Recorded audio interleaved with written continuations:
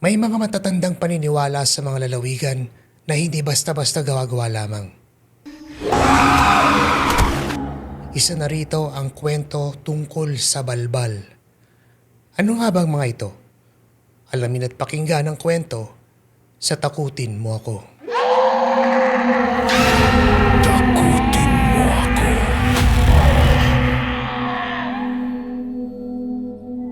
Kakaiba ang aswang na ito.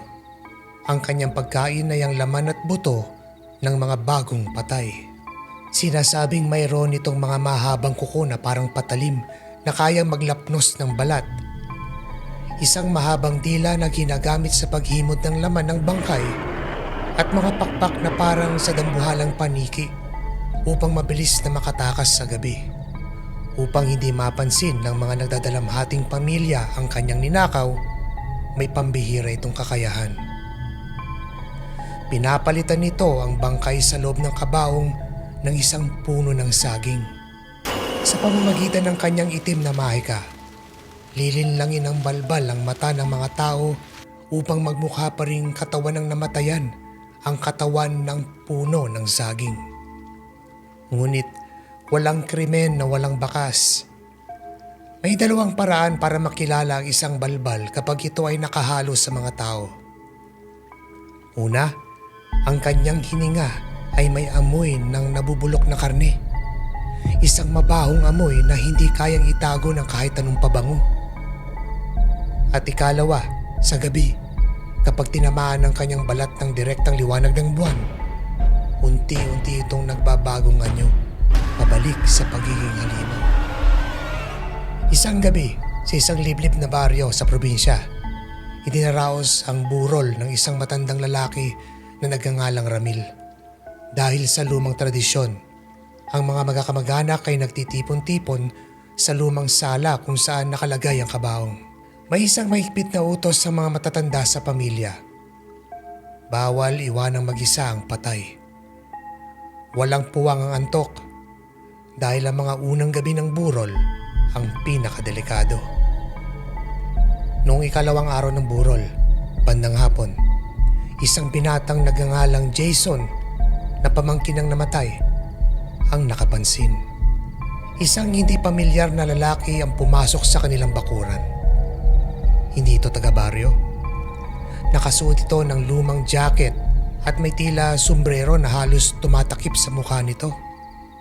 Naupo ang estranghero sa pinakahuling hilera ng mga upuan.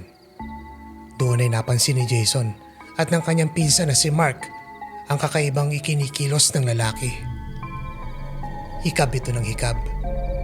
Halos bawat 2 minuto, bubuka ang bibig nito ng malaki, sabay pikit ng mga mata na tila may matinding pagod o antok na hindi mapawi. Ayon sa mga matatanda, ang madalas na paghikab ng isang estranghero ay senyales na tinitiyak nito kung sariwa pa ang bangkay. At pinalilipas lang ang oras bago sumapit ang dilim. Lalong tumibay ang hinala ng magpinsan nang lumapit ang lalaki sa kabaong para sumilip. Habang dumadaan ito sa kanilang tapat, isang simoy ng hangin na nagdala ng napakabahong amoy. Amoy ng nabubulok na daga. Halos masuka ang mga nakatayo sa tindi ng mabahong hininga nito. Nang mapansin ng mga tiyuhin at matatandang kamag-anak ang lalaki at ang amoy nito, nagkaunawaan na ang buong pamilya sa pamamagitan ng tingin. Walang nagsalita ng pabalang, ngunit alam ng lahat, may balbal sa loob ng bahay. Huwag kayong alis, walang matutulog ngayong gabi. Utos ng pinakamatandang kapatid ng namatay. Sumapit ang gabi. Nagdala ang mga kamag-anak ng mga sulo, flashlight at mga itak na may pahid ng bawang at asin. Ang mga kapitbahay ay naginuman at naglaro ng baraha upang manatiling gising sa bakuran. Dahil sa dami ng tao at sa higpit ng bantay, napansin nila na ang misteryosong lalaki ay dahan-dahang umatras papasok sa madilim na bahagi ng taniman sa gilid ng bahay. Hanggang sa tuluyan na itong nawala sa paningin. Ngunit alam ng lahat na hindi ito tuluyang umalis. Naghihintay lang ito ng pagkakataon. 2:00 ng madaling araw. Ang katahimikan ng gabi ay binasag ng biglang pagatungal ng mga aso sa buong barangay. Isang kakaibang iyak ng aso. Iyak na tila natatakot at nasasaktan. Kasunod nito ang malalakas na kaluskos sa bubong ng bahay. Parang may mabigat na bagay na lumapag mula sa itaas. Nandyan na siya. Bulong ni Mark habang hinahawakan ng isang matalim na gulok. Mabilis na lumabas sa bakura ng mga kalalakihan kasama ang mga tiyuhin ni Jason. Dala ang kanilang mga malalakas na ilaw. Itinapat nila ang mga flashlight sa itaas ng bubong patungo sa direksyon ng malaking puno ng akasya na nakadikit sa bahay. Doon, sa ilalim ng maliwanag na sikat ng buwan, nakita nila ang totoong anyo ng dayuhan. Ang jacket nito ay punit-punit na. Ang mga kamay nito ay humaba at tinubuan ng mahahabang kuko na tila mga karit na bakal. Sa likod nito, may dalawang malalaking pakpak ng paniki na dahan-dahang pumapagaspas. Dahil tinamaan ito ng direktang liwanag ng buwan, nakita nila ang mukha nito.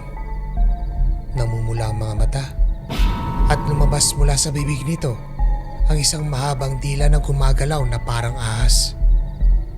Naglalaway sa pagkakataong makuha ang bangkay sa loob ng sala. Sumigaw ang pinakamatandang tiyuhin ni Jason. "Huwag kang bababa rito! Hindi mo makukuha ang kapatid namin!"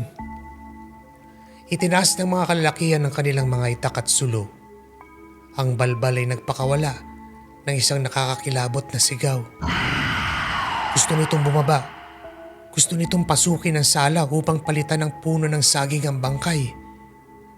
Ngunit hindi ito makalapit dahil sa kapal ng mga kamag-anakan na nagkakaisa na nakabantay sa baba. Ang liwanag ng mga sulo at ang presensya ng napakaraming tao ang naging pinakamalaking hadlang sa kanyang gutom. Matapos ang ilang minutong pagatungal, napagtanto ng balbal na wala itong laban sa gabing iyon. Sa isang malakas na pagpag ng kanyang mga pakpak, lumipad ito pataas, patungo sa madilim na bahagi ng bundok, hanggang sa mawala ang anino nito sa tapat ng buwan. Hindi na pumikit ang buong pamilya at mga kamag-anak hanggang sa sumikat ang araw. Nang dumating ang umaga ng libing, ligtas nilang naihatid ang namatay sa huling hantungan nito sa sementeryo. At sinigurong semento at bakal ang tumakip sa hukay nito. Mula noon, naging babala na sa buong pamilya ang karanasang iyon. Sa tuwing makakakita sila ng taong hikab ng hikab o kapag may naamoy silang kakaiba at mabahong hininga sa gitna ng maraming tao, alam na nila ang gagawin. Dahil ang balbal ay maaaring nasa tabi lang, nakasuot ng damit tao, nagmamatsyag at nag-aabang ng susunod na kabaong na kanyang nanakawan. Takutin